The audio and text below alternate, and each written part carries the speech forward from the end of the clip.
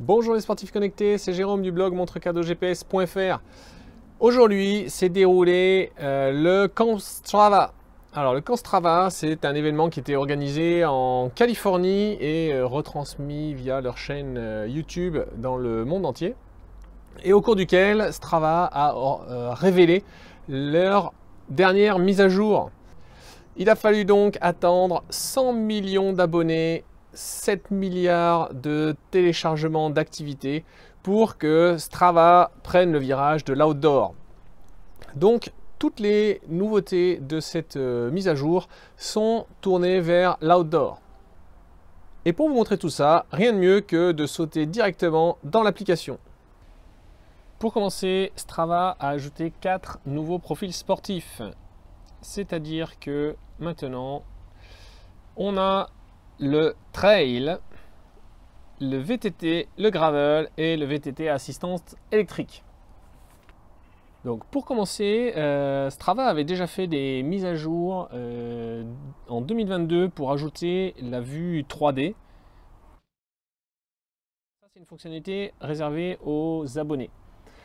En revanche, ils ont ajouté en mars les points d'intérêt et ça, c'est accessible à tout le monde. Donc on voit maintenant des petits icônes sur les refuges, sur les points où il y a beaucoup de vidéos ou bien des points particuliers, donc par ici les sommets. Vous remarquerez que ces sommets ils sont reliés par des zones, des bandes oranges et ça, c'est une nouveauté qui date d'aujourd'hui. Strava appelle ça les réseaux de chemin. En gros, c'est là où passe le plus d'activités et à partir desquelles Strava va pouvoir faire des suggestions d'itinéraires.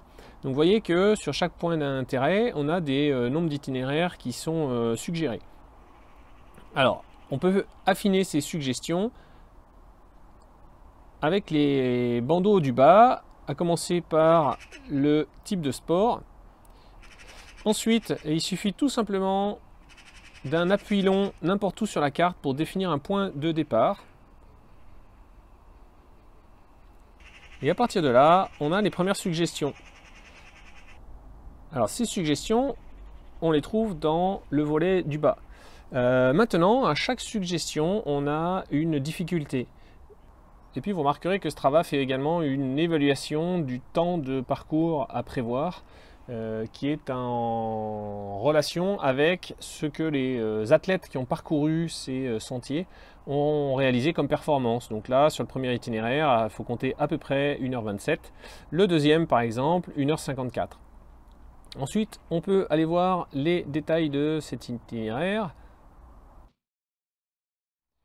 On a un profil d'altitude et puis, intéressant, on a la répartition des types de surfaces. Donc ici, on voit que c'est principalement du chemin. Et ensuite, les surfaces non spécifiées. On ne va pas en vouloir à Strava ici. Je pense que ce sont des pistes de ski tout simplement. Et les segments qu'on trouve sur cet itinéraire. Alors, on peut affiner ces propositions. De nouveau, avec les petits bandeaux qu'on a. Donc on peut faire des choix de distance, des choix de dénivelé, privilégier un type de surface, ou alors si on veut quelque chose d'assez grossier, on peut choisir un niveau de difficulté. Donc là, on va regarder si il y a par exemple des chemins plus faciles dans le coin, et la réponse est non. Alors on va en chercher par ici, on en trouvera.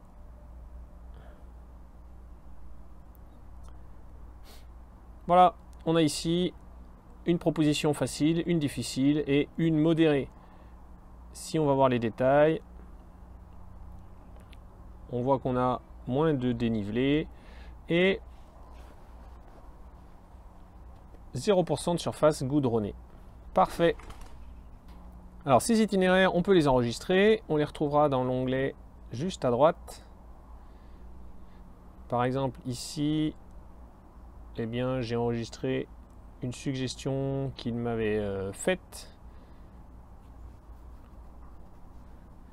de quelque chose d'assez court en VTT.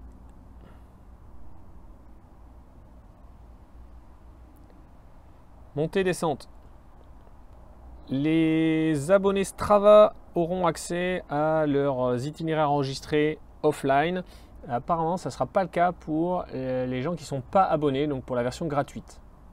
Dernier point, les abonnés auront la possibilité dans le feed d'utiliser une carte 3D pour cette image-là. Tout le monde, abonnés et non abonnés, verront les cartes 3D. Par contre, il faudra être abonné pour pouvoir choisir de partager des cartes 3D. Fin d'enregistrement, on pourra ici changer le type de carte.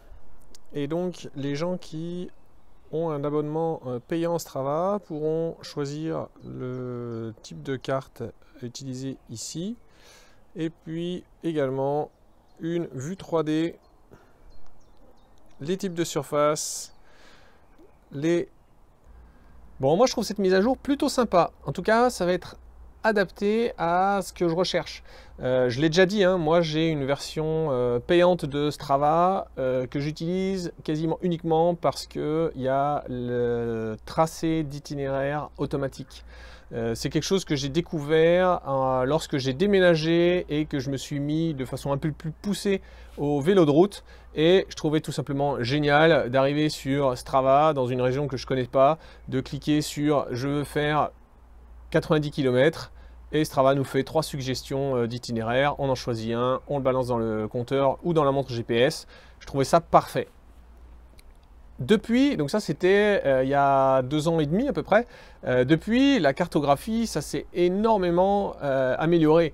Là maintenant avec la visualisation 3D, les points d'intérêt qui permettent de repérer hyper rapidement les points de départ les plus privilégiés, et ben ça permet de faire un petit bout en voiture pour aller sur un bon spot, un bon point de départ. On clique ça sur Strava, donc vous avez vu un appui long, et là les itinéraires se créent. Et puis là où avant on pouvait choisir 3 critères, distance, vallonné ou plat, et surface goudronnée, non goudronnée, ben maintenant on a plus de critères, et je trouve que le critère difficulté il est plutôt pas mal et il sera bien adapté notamment aux activités outdoor, VTT, trail. Moi j'aime bien. Vous pouvez me dire en commentaire ce que vous en pensez. Là, je trouve que la majorité de ces nouveautés, en plus, sont diffusées dans la version gratuite de Strava. Donc, vous me direz ce que vous en pensez. Je ne sais pas si vous utilisez la version gratuite ou la version payante de Strava. Et au passage, je vous dis à tous un petit merci parce que concrètement, hein, mon abonnement à Strava, ce sont les commissions que je gagne lorsque vous passez une commande via un des liens sur le blog ou dans la description d'une vidéo. Donc en fait, techniquement, ça me coûte absolument rien cet abonnement Strava, mais ça me permet, comme pour aujourd'hui, de vous faire la démo complète des nouvelles fonctionnalités, de pouvoir les exploiter, vous les présenter et puis vous les présenter quand je trouve qu'elles sont bonnes.